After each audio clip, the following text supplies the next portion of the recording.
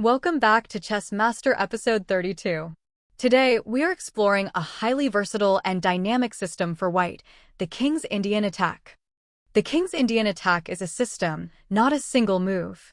It typically begins with the knight moving to f3, the pawn to g3, and then placing the bishop on the g2 square. This is a hyper-modern setup where white invites black to occupy the center, only to launch a powerful counterattack, usually on the kingside.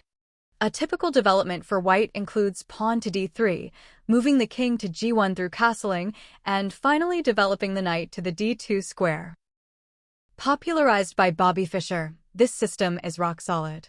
It avoids complex opening theory while maintaining a very high attacking potential. The King's Indian attack is a universal weapon that can be played against almost any response from black. That is the King's Indian attack. In our next episode, we will look at the challenging Alekhine's defense. See you then.